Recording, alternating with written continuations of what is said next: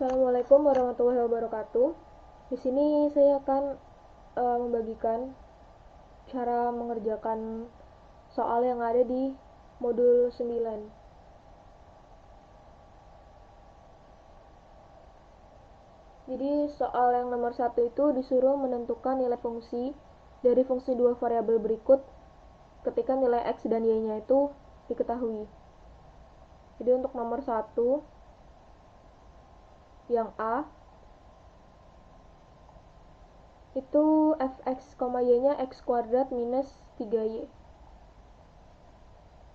Fx, y sama dengan x kuadrat minus 3y dengan nilai x, y-nya itu 1,2.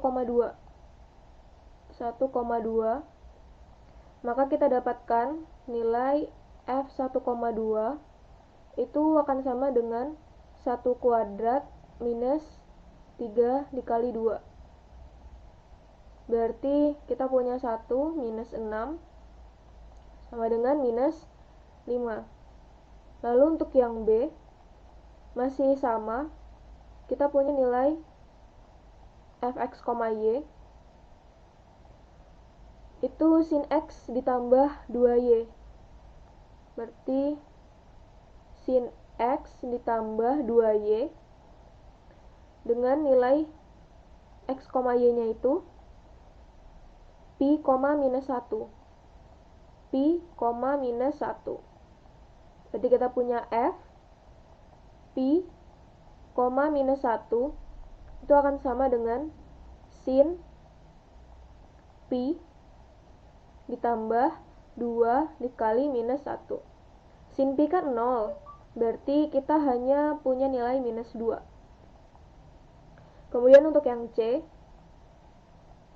itu 2x per x kuadrat ditambah y kuadrat. Fx, y sama dengan 2x dibagi x kuadrat ditambah y kuadrat dengan nilai x, y-nya itu minus 1 dengan 1. Minus 1 dengan 1. Berarti kita punya nilai x-nya itu minus 1. Kemudian x ini kan minus 1, begitu dikuadratkan berarti hasilnya tetap 1. Lalu y kuadrat, 1 kuadrat juga tetap 1. Berarti kita punya minus 2 per 2 sama dengan minus 1. Lalu untuk yang D, kita punya y kuadrat akar x. Kita punya fx, y-nya itu y kuadrat akar x minus 4 dengan nilai x, y-nya itu minus 2 dan 4. Minus 2 dan 4. Berarti kita punya f dari minus 2,4 itu sama dengan, ini kan berarti minus 2 ya. Apa tadi soalnya? Y kuadrat akar x. Berarti 4 kuadrat. Y kuadrat akar x. Berarti 4 kuadrat 16. X-nya kita punya minus 2 di minus 4. Nah, akar minus 2 ini kan bisa kita tuliskan menjadi akar 2 dikali akar minus 1 dikurang 4. Nah, akar minus 1 itu dinotasikan sebagai bilangan imajiner.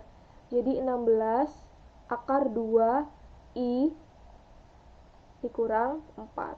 Nah, ini kita bisa sederhanakan lagi, atau di sini saja sudah cukup. Tapi kalau ingin disederhanakan, maka kita bagi semuanya dengan 4. Berarti 4 akar 2 I di minus 1. Lalu untuk yang E, kita punya XY pangkat 3. XY pangkat 3. Kita punya Fx, Y itu sama dengan XY pangkat 3 dengan nilai X dan Y-nya itu A, B kuadrat. Maka kita dapatkan F A, B kuadrat itu sama dengan X-nya kita ganti dengan A, kemudian Y-nya kita ganti dengan B kuadrat, dan si B kuadrat ini kita pangkatkan lagi 3. Jadi hasilnya itu A, B pangkat 6. Disuruh menentukan domain natural dari beberapa fungsi yang ada di sini. Jadi untuk yang A, kita punya fungsinya itu f(x, y) sama dengan x kuadrat minus y kuadrat. Nah, perlu dicatat, kalau dia fungsinya berbentuk penjumlahan atau pengurangan, maka semua bilangan real itu dapat menjadi domain natural dari si fungsi. Maka untuk penyelesaian yang A, kita bisa tuliskan df-nya atau domain natural f-nya itu sebagai bilangan real. Nah, kenapa ini kuadrat? Karena fungsinya kan ini x kuadrat dengan y kuadrat, artinya bilangan realnya itu terletak di dimensi 2 gitu. Lalu untuk yang B, kita punya fungsi f(x, y) sama dengan x plus y dibagi x min y. Nah, ini dia ada bentuk pembagian. Artinya, x dikurang y, nilainya tidak boleh sama dengan 0. Kalau nilai ini 0, maka fungsi tidak dapat didefinisikan. Karena itu, kita tuliskan domain natural fungsinya atau df-nya itu sebagai x, y, anggota dari bilangan real, yang mana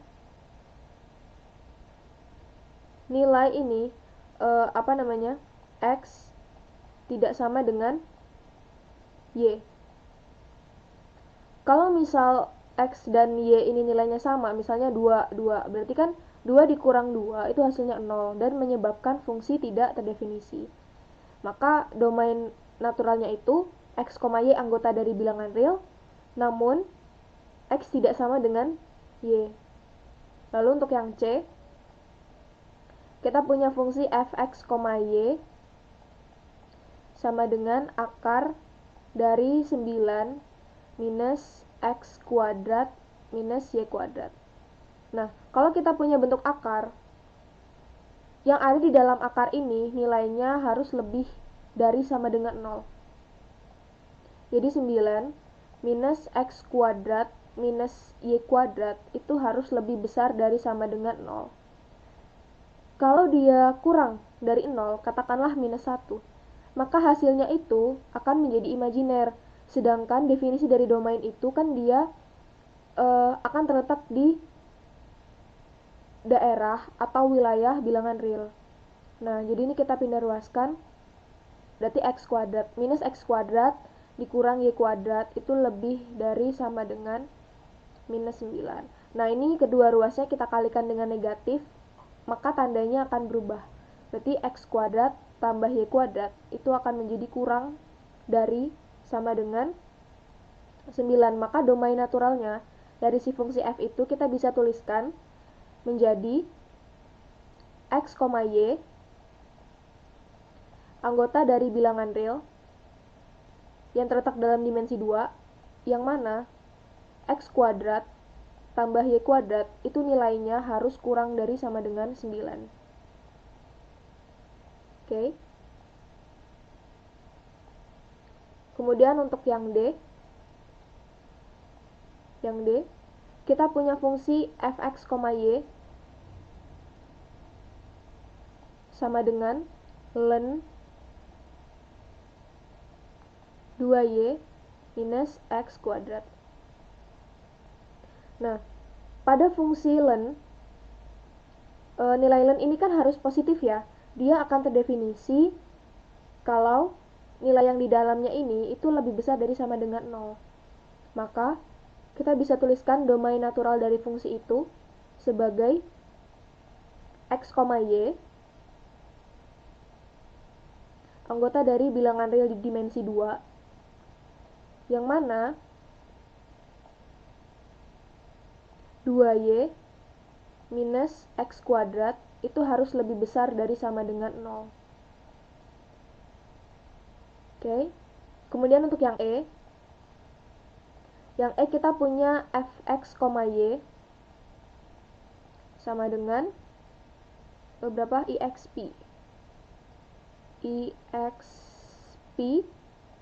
dari minus x kuadrat minus y kuadrat. Oke. Untuk fungsi eksponensial, fungsi tersebut akan terdefinisi untuk semua bilangan negatif, bilangan positif, atau bentuk ini pecahan gitu. Jadi kita bisa tuliskan domain natural dari fungsi eksponensial itu sebagai x, y anggota dari bilangan real di dimensi 2. Atau bisa kita tuliskan sama seperti pada poin A, yaitu df sama dengan r kuadrat. Intinya ingetin aja, kalau misalnya dia bentuk penjumlahan atau pengurangan dan eksponensial, itu domain naturalnya semua bilangan real. Kemudian kalau dia bentuk pecahan, maka yang bagian bawah ini nilai variabelnya tidak boleh sama, tidak boleh 0. Kemudian untuk bentuk akar, perhatikan bahwa nilai yang di dalam akar itu harus lebih besar dari sama dengan 0. Kemudian kalau dia bentuk len juga sama, yang di dalam lennya ini nilainya harus lebih besar dari sama dengan 0. Untuk nomor 3 itu disuruh menggambarkan grafik dari fungsi dua variabel. Nah, di modul kan sudah ada ya caranya manual gitu. Kita ganti nilai z-nya dengan nilai k, kemudian nilai k-nya itu kita masukkan beberapa angka seperti minus 1, minus 0,5, 0, 0,5, 1, dan seterusnya. Intinya semakin kecil jarak antar skalanya itu, maka grafik yang dihasilkan itu akan semakin presisi.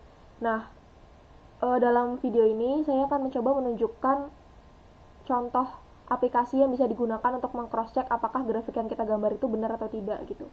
Karena kalau di ujian kan kita tidak boleh menggunakan alat bantu apapun.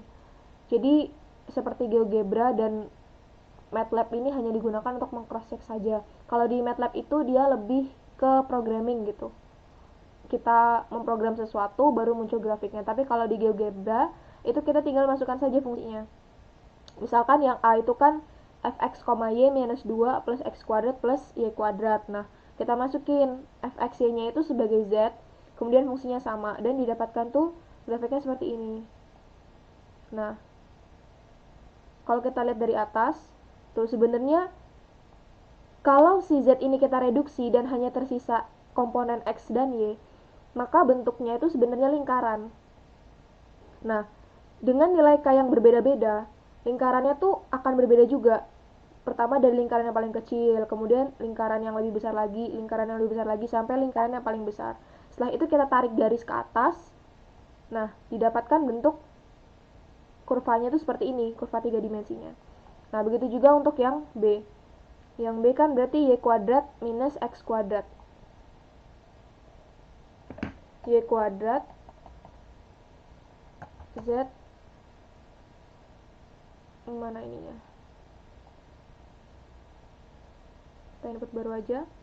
Z sama dengan y kuadrat di minus x kuadrat. Nah, yang ini kita hapus, kita delete. Oke, y kuadrat minus x kuadrat. Y kuadrat minus x kuadrat. Dan ternyata hasil kurvanya itu seperti ini. Tuh.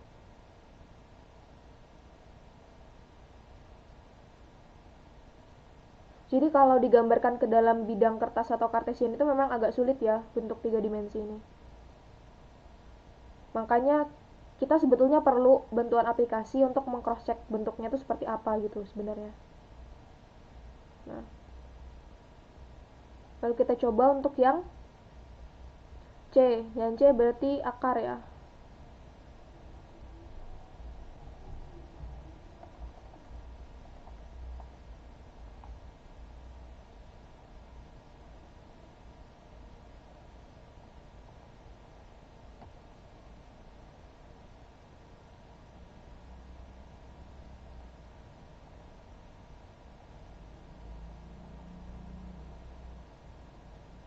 Berarti kita punya akar 16 Kemudian minus x kuadrat minus y kuadrat. Minus x kuadrat minus y kuadrat. Nah, maka kita dapat bentuk kurvanya seperti ini. Kemudian untuk yang D, kita punya fx, y-nya itu sama dengan y per x. Maka fx, y kita ganti dengan z. Z sama dengan y per x.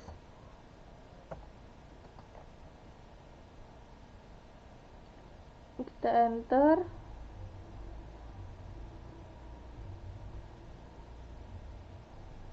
Nah, maka hasil kurvanya itu seperti ini. Untuk nomor 4, kita disuruh menentukan nilai limit dari berikut.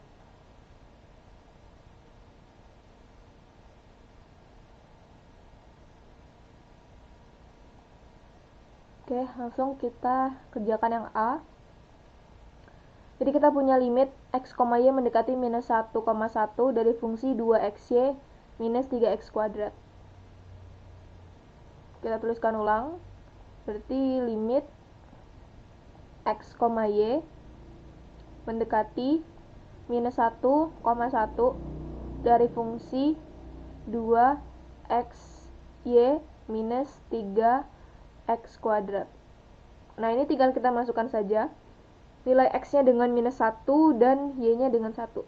Jadi 2 dikali x-nya minus 1, y-nya 1, minus 3 dikali x-nya kan minus 1, tapi di sini x kuadrat jadi 1. Sama dengan minus 2 minus 3. Sama dengan minus 5. Kemudian untuk yang B, kita punya limit x, y itu mendekati minus 1,3 dari fungsinya x kuadrat y kuadrat minus 3xy. Dan ini tinggal kita masukkan saja nilainya. Nilai x-nya itu dengan minus 1. Jadi minus 1 dikuadratkan tetap 1. 1 dikali y kuadrat. Y-nya 3, berarti 3 kuadrat 9. Minus 3, x-nya minus 1, y-nya 3. Berarti sama dengan 1 ya. 1 tetap ini 9. Minus jadi plus minus 3 kali minus 1 kan 3. Plus 3 dikali 3 berarti plus 9. Sama dengan 18. Ya kan? Jadi ini 9 minus 3x berarti minus 3 kali minus 1 kan 3. 3 kali 3 9 berarti 9 tambah 9 18. Oke, lalu untuk yang C, kita punya limit x, y itu mendekati 1,2 dari fungsinya 4xy kuadrat minus x plus 1 per y. Nah, ini kita masukkan lagi nilai x-nya dengan nilai 1. Berarti 4 dikali 1 y kuadrat. Y kuadrat kan berarti 2 kuadrat. 2 kuadrat 4 di minus x-nya 1. Berarti 1 tambah 1 2 dibagi y-nya 2. Berarti sama dengan 4 kali 1, 4 kali 4, 16 di minus 1 sama dengan 15. Kemudian untuk yang D, limit x, y mendekati 1,1 dari fungsinya itu xy per x kuadrat tambah y kuadrat. Nah, x-nya 1 dikali y-nya 1 dibagi x kuadrat. Berarti 1 kuadrat tetap 1 tambah y kuadrat 1 kuadrat tetap 1. Berarti sama dengan 1 per 2. Kemudian untuk soal 5, tunjukkan bahwa limit x, y mendekati 0,0 dari fungsinya 3x kuadrat minus y kuadrat per x kuadrat tambah y kuadrat tidak ada dengan memeriksa lintasan sepanjang sumbu x positif dan sumbu y positif. Jadi yang pertama, kita periksa dulu terhadap sumbu x positif. Nah, terhadap sumbu X positif, berarti nilai X-nya itu lebih dari sama dengan 0, lebih dari 0, bukan lebih dari sama dengan, berarti lebih dari 0, dan Y-nya itu sama dengan 0. Maka limit X mendekati 0 positif, karena dia nilai X itu lebih dari 0, maka kita punya 3X kuadrat, Y-nya kan 0, jadi minus Y kuadrat ini kita hilangkan, kemudian yang di bawah tinggal bersisa X kuadrat saja, maka hasilnya 3. Kemudian terhadap sumbu Y positif, itu nilai Y-nya akan lebih dari 0, sementara nilai X-nya sama dengan 0. Nah, berarti limit Y mendekati 0 positif, berarti X-nya kan 0 nih, 3X kuadrat, berarti hilang ya. Kita tinggal punya minus Y kuadrat dibagi X kuadrat juga hilang karena dia 0 nilainya, bagi Y kuadrat, berarti sama dengan minus 1. Jadi dapat kita simpulkan bahwa nilai limit fungsi tersebut itu tidak ada nilainya. Jadi kita tuliskan kesimpulannya. Jadi nilai limit fungsi tersebut tidak ada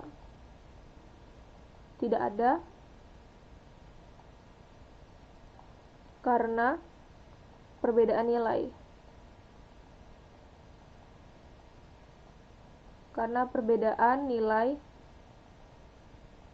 Pada poin 1 dan 2. Poin 1 dan 2. Jadi ini poin 1, poin 2. Nah, karena hasil dari poin 1 dan poin 2 ini beda, dimana poin 1 hasilnya 3, kemudian poin 2 hasilnya minus 1, maka terbukti bahwa limit pada soal itu tidak ada nilainya.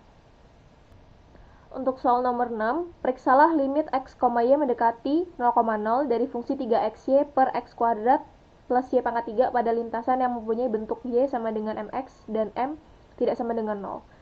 Jadi, kita disuruh memeriksa nilai limitnya itu di persamaan atau di sumbu Y sama dengan MX. Nah, warningnya itu M-nya tidak boleh sama dengan 0. Berarti kalau M-nya 1 boleh kan? Nah, maka kita bisa tuliskan Y sama dengan X. Nah, ini untuk poin 1. Jadi kita buktikan keberadaan limitnya di sumbu Y sama dengan X. Kita tuliskan limitnya.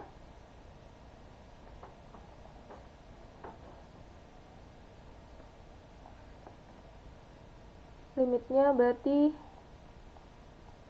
kita tuliskan saja X mendekati 0 positif.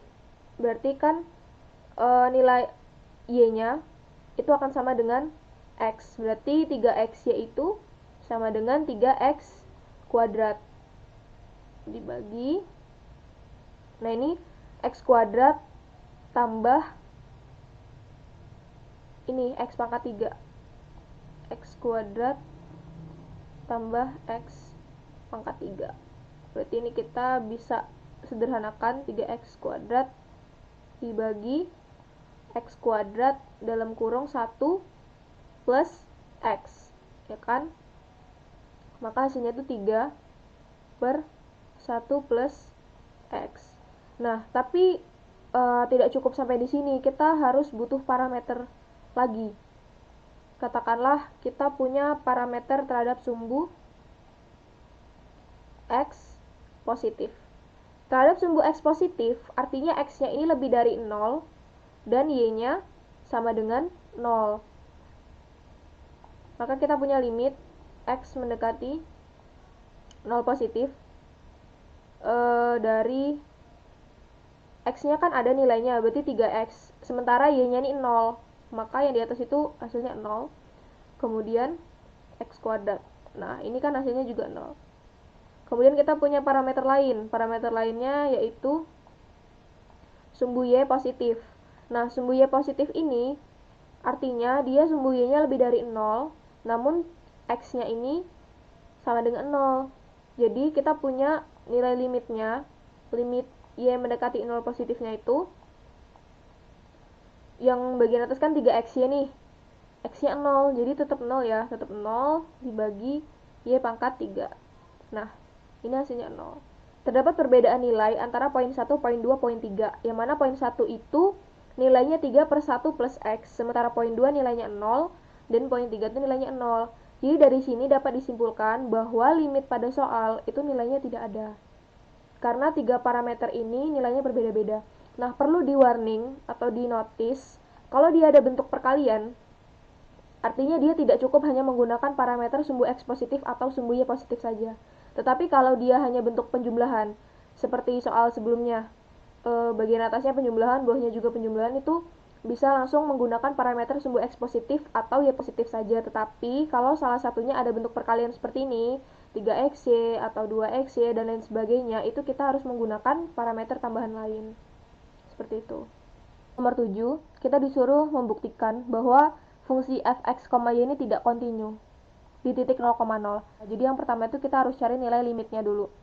Limit x, y mendekati 0,0 dari fungsi f x, y. Nah, di soal itu kan kita punya dua fungsi nih. 0 sama 3x kuadrat min y kuadrat per x kuadrat tambah y kuadrat. Tapi kan di sini kita punya nilai limit. Limitnya itu X, Y mendekati. Mendekati kan artinya bukan nilai presisi ya. Jadi kita tidak gunakan yang ini, kita tidak gunakan yang 0, tapi kita gunakan yang atasnya. Jadi kita cara membuktikannya sama seperti soal-soal sebelumnya. Karena di sini walaupun dia bentuk pembagian, ini bagian pembilang sama penyebutnya ini berbentuk penjumlahan sama pengurangan, sehingga kita bisa gunakan dua parameter saja, yaitu sumbu X positif dan sumbu Y positif. Nah, kita coba satu-satu. Di sumbu X positif, berarti nilai limitnya, limit X mendekati 0 positif.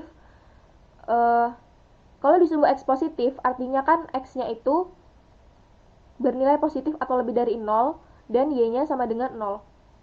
Nah, maka kita punya 3X kuadrat, Y kuadrat kan 0 ya, jadi tidak kita tulis. Kemudian dibagi X kuadrat. Nah, ini hasilnya 3. Untuk parameter yang kedua, kita gunakan berdasarkan sumbu Y positif. Nah, kalau sumbu Y positif, artinya si Y ini nilainya positif atau lebih dari 0, dan X-nya sama dengan 0. Nah, kita tentukan limitnya. Limit Y mendekati 0 positif. Berarti kita punya minus Y kuadrat. Karena di sini 3X kuadratnya kan 0 ya. Dibagi Y kuadrat. Nah, ini hasilnya minus 1. Ternyata berdasarkan kedua parameter ini itu nilainya berbeda, maka limitnya tidak ada. Jadi limit x, y mendekati 0,0 dari fx, y ini tidak ada. Tidak ada. Kemudian syarat yang kedua, itu kita mencari nilai dari f 0,0. Nah, sudah jelas di sini bahwa untuk nilai 0,0 fx, y-nya itu adalah 0. Nah, jadi selain 0,0 baru nilai fx, y-nya nih yang pecahan ini gitu. Lalu syarat yang ketiga itu melihat apakah syarat yang pertama dan kedua ini nilainya sama atau tidak. Ternyata persamaan syarat yang 1 dan 2 ini tidak sama kan. Jadi limit x, y mendekati 0,0 dari fx, y itu tidak sama dengan f 0,0. Karena ketiga syaratnya tidak terpenuhi, maka fungsi fx, y pada soal itu dikatakan tidak kontinu. Silakan tulis sendiri kesimpulannya. Untuk soal nomor 8, tunjukkan bahwa fungsi fx, y tidak kontinu. Jadi yang pertama, kita tentukan dulu nilai limitnya. Limit x, y mendekati 0,0 dari fungsi f x, y. Nah, ini kita perhatikan, karena dia mendekati 0,0, artinya kita gunakan yang ini. Kalau kita gunakan yang ini kan dia hanya untuk nilai 0,0, bukan mendekati. Kalau mendekati kan artinya dia tidak sama dengan 0,0, jadi kita pakai yang atas. Nah, lihat ini di bagian atas ini dia ada berbentuk perkalian. Jadi kita gunakan 3 parameter. Jadi untuk yang pertama, kita gunakan parameter sumbu x positif.